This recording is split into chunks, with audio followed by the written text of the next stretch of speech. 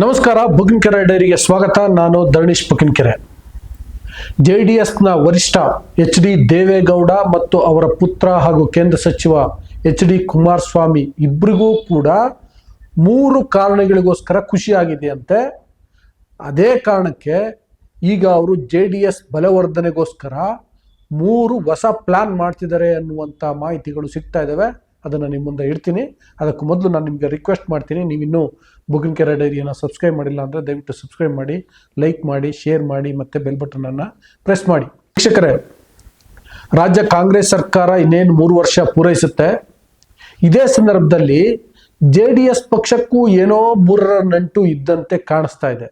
ನಾನು ಈಗಾಗಲೇ ಇಂಟ್ರೊಡಕ್ಷನಲ್ಲಿ ಹೇಳ್ದಂಗೆ ಎಚ್.ಡಿ. ದೇವೇಗೌಡ ಮತ್ತು ಕುಮಾರಸ್ವಾಮಿಗೆ 3 ಕಾರಣಗಳಿಗೆ ಖುಷಿಯಾಗಿದೆ ಅಂತೆ. ಅವರು 3 ಹೊಸ ಪ್ಲಾನನ್ನು ಮಾಡ್ತಿದ್ರಂತೆ JDSನ ಸ್ಟ್ರೆಂಥನ್ ಮಾಡಲಿಕ್ಕೋಸ್ಕರ, ಮುಂದಿನ ಚುನಾವಣೆಗೋಸ್ಕರ. ಈಗ ಡೈರೆಕ್ಟಾಗಿ ವಿಷಯಕ್ಕೆ ಬಂದ್ಬಿಡ್ತೀನಿ ಯಾವ್ಯಾವುದು ಅಂತ. ನಂಬರ್ 1, ಇತ್ತೀಚೆಗೆ JDS ಪಕ್ಷಕ್ಕೆ 25 ವರ್ಷ ತುಂಬಿತು ಅಂತ ಹಾಸನದಲ್ಲಿ ಬೆಳ್ಳಿ ಹಬ್ಬವನ್ನು ಆಚರಿಸಲಾಯಿತು. ಇದಕ್ಕೆ ಸಂಬಂಧಪಟ್ಟಂತೆ ದೇವೇಗೌಡ ಮತ್ತು ಕುಮಾರಸ್ವಾಮಿಗೆ ಸಿಕ್ಕಾಪಟ್ಟೆ ಖುಷಿಯಾಗಿದೆಯಂತೆ. ಯಾಕೆಂದರೆ ಹಾಸನದಲ್ಲಿ ಸೇರಿದಂತಹ ಜನಸಾಗರ JDS ಬೆಳ್ಳಿ ಹಬ್ಬಕ್ಕೆ ಸಿಕ್ಕಂತಹ ರಿಯಾಕ್ಷನ್ಸ್, ಅದು ದೇವೇಗೌಡ ಮತ್ತು ಕುಮಾರಸ್ವಾಮಿಗೆ ಖುಷಿಯನ್ನು ಉಂಟು ಮಾಡಿದೆಯಂತೆ.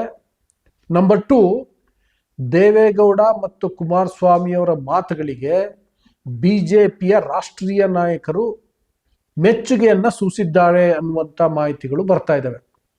ಹೇಗೆ ಅಂದರೆ, ಬೇರೆ ಬೇರೆ ಸಂದರ್ಭದಲ್ಲಿ ದೇವೇಗೌಡ ಮತ್ತು ಕುಮಾರಸ್ವಾಮಿ ಜೊತೆ BJP ಹೈಕಮಾಂಡ್ ನಾಯಕರು, ಅದರಲ್ಲೂ ಮುಖ್ಯವಾಗಿ ನರೇಂದ್ರ ಮೋದಿ, ಅಮಿತ್ ಶಾ ಮತ್ತಿತರರು ಮಾತನಾಡಿದಂಥ ಸಂದರ್ಭದಲ್ಲಿ 2028ರ ವಿಧಾನಸಭಾ ಚುನಾವಣೆಗೆ BJP ಮತ್ತು JDS ಮೈತ್ರಿ ಗೆಲ್ಲೋದು ಹೇಗೆ ಅನ್ನುವಂಥದ್ದನ್ನು ಚರ್ಚೆ ಮಾಡಿದ್ದಾರೆ. ಅದಕ್ಕೆ ಸಂಬಂಧಪಟ್ಟಂತೆ ದೇವೇಗೌಡ ಮತ್ತು ಕುಮಾರಸ್ವಾಮಿ ಆಡಿರುವಂಥ ಮಾತುಗಳು, ಅಂದರೆ ಹೇಗೆ ಗೆಲ್ಬೋದು ಅಂತ ಇವರು ಪ್ಲಾನನ್ನು ಹೇಳಿರ್ತಾರೆ, ಅಥವಾ ಪ್ಲಾನ್ A, ಪ್ಲಾನ್ B ಅಂತ ವಿವರಿಸಿರ್ತಾರೆ. ದೇವೇಗೌಡರು ಅದರಲ್ಲಿ ಹೇಳ್ಬೇಕು, ಅವ್ರಿಗೆ ಬಹಳ ಅನುಭವ ಇರುವಂಥ ರಾಜಕಾರಣಿ. ಅವ್ರು ಏನೇನು ಮಾಹಿತಿ ಹೇಳಿದಾರೋ ಗೊತ್ತಿಲ್ಲ, ಆದರೆ ಮಾತನಾಡಿದರೆ ಎನ್ನುವಂಥದ್ದು ಗೊತ್ತಾಗಿದೆ. ಅದಕ್ಕೆ ಸಂಬಂಧಪಟ್ಟಂತೆ BJPಯ ರಾಷ್ಟ್ರೀಯ ನಾಯಕರು ದೇವೇಗೌಡ ಮತ್ತು ಕುಮಾರಸ್ವಾಮಿ ಬಗ್ಗೆ ಖುಷಿಯಾಗಿದ್ದಾರೆ ಅನ್ನುವಂಥ ಮಾಹಿತಿಗಳು ಕೂಡ ಸಿಗ್ತಾ ಇದ್ದಾವೆ. ಹೇಗೆ ಅಂದರೆ, ಮುಂದಿನ ವಿಧಾನಸಭಾ ಚುನಾವಣೆಯಲ್ಲಿ JDSಗೆ ಹೆಚ್ಚು ಸೀಟುಗಳನ್ನು ಬಿಟ್ಕೊಡುವಂಥ ಸಾಧ್ಯತೆಗಳಿವೆ ಅನ್ನುವಂಥ ಮಾಹಿತಿಗಳು ಕೂಡ ಸಿಗ್ತವೆ. ಹೇಗೆ ಅಂತ ಮುಂದೆ ಹೇಳ್ತೀನಿ. ನಂಬರ್ 3, ದೇವೇಗೌಡ ಆಯಿತು, ಅದಾದಮೇಲೆ ಕುಮಾರಸ್ವಾಮಿ ಆದಮೇಲೆ JDSಗೆ ಯಾರು ಅನ್ನುವಂಥ ಒಂದು ಪ್ರಶ್ನೆ ಇತ್ತು. ಅದರಲ್ಲೂ ದೇವೇಗೌಡ ಕುಟುಂಬದಲ್ಲಿ ಪಕ್ಷವನ್ನು ಮುನ್ನಡೆಸೋರು ಯಾರು ಎನ್ನುವಂಥ ಒಂದು ಪ್ರಶ್ನೆ ಇತ್ತು. ಈಗ ಆ ಪ್ರಶ್ನೆಗೆ ಉತ್ತರ ಸಿಕ್ಕಿದೆ, ಅದು ನಿಖಿಲ್ ಕುಮಾರಸ್ವಾಮಿ ಅಂತ. ಹೇಗೆ ಅಂದರೆ, ಇತ್ತೀಚೆಗೆ ನಿಖಿಲ್ ಕುಮಾರಸ್ವಾಮಿ ಕೂಡ ಒಂದು ರಾಜ್ಯ ಪ್ರವಾಸವನ್ನು ಮಾಡಿದರು, ಬೇರೆ ಬೇರೆ ಜಿಲ್ಲೆಗಳಿಗೆ ಭೇಟಿಯನ್ನು ಕೊಟ್ಟಿದ್ರು. ಅದು ಸಕ್ಸಸ್ ಆಗಿದೆ ಅನ್ನುವಂಥದ್ದು ದೇವೇಗೌಡ ಮತ್ತು ಕುಮಾರಸ್ವಾಮಿ ಅವರ ಭಾವನೆ. ಅವರು ಯಾವ ಪ್ಯಾರಾಮೀಟ್ರಲ್ಲಿ ಹೇಳ್ತಿದ್ದಾರೋ ಗೊತ್ತಿಲ್ಲ, ಒಟ್ಟಿನಲ್ಲಿ ಅದು ಸಕ್ಸಸ್ ಆಗಿದೆ ಅಂತ. ಬಟ್ ಒಂದು ಮಾನದಂಡ ಗೊತ್ತಾಗಿದೆ, ಏನಪ್ಪಾ ಅಂತಂದ್ರೆ, ಇತ್ತೀಚೆಗೆ ರಾಜ್ಯ BJP ಅಧ್ಯಕ್ಷ ವಿಜಯೇಂದ್ರ ಕೂಡ ರಾಜ್ಯ ಪ್ರವಾಸವನ್ನ ಮಾಡಿದ್ರು. ಆ ರಾಜ್ಯ ಪ್ರವಾಸದ ವೇಳೆ ಅಥವಾ ಜಿಲ್ಲೆಗಳಿಗೆ ಭೇಟಿ ಕೊಡಿದಂತಹ ಸಂದರ್ಭದಲ್ಲಿ BJPಯ ಕಾರ್ಯಕರ್ತರು, ಜನ ಸೇರಿರಲಿಲ್ಲ. ಅದು ಒಂಥರ ಫ್ಲಾಪ್ ಶೋ ಆಗಿತ್ತು. ಅದೇ ನಿಖಿಲ್ ಕುಮಾರಸ್ವಾಮಿ ಬೇರೆ ಬೇರೆ ಜಿಲ್ಲೆಗಳಿಗೆ ಭೇಟಿ ಕೊಟ್ಟಾಗ ಅಲ್ಲಿ ಜನಸಾಗರ ಇತ್ತು, ಜನರು ಸೇರಿದ್ರು, JDS ಕಾರ್ಯಕರ್ತರು ಇದ್ದು. ಇದರಿಂದಾಗಿ ನಿಖಿಲ್ ಕುಮಾರಸ್ವಾಮಿಗೆ ಒಂದು ಅಕ್ಸೆಪ್ಟೆನ್ಸಿ ಬರ್ತಿದೆ ಅನ್ನುವಂಥದ್ದು ದೇವೇಗೌಡ ಮತ್ತು ಕುಮಾರಸ್ವಾಮಿ ಅವರ ಲೆಕ್ಕಾಚಾರ. ಹೀಗೆ ಈ 3 ಕಾರಣಗಳಿಗೆ ದೇವೇಗೌಡ ಮತ್ತು ಕುಮಾರಸ್ವಾಮಿ ಖುಷಿಯಾಗಿದ್ದಾರೆ. ಮುಂದೆ JDS ಪಕ್ಷವನ್ನು ಇನ್ನಷ್ಟು ಗಟ್ಟಿಯಾಗಿ ಕಟ್ಟಬಹುದು ಅನ್ನುವಂಥ ಭರವಸೆ ಅವರಿಗೆ ಮೂಡಿದೆ.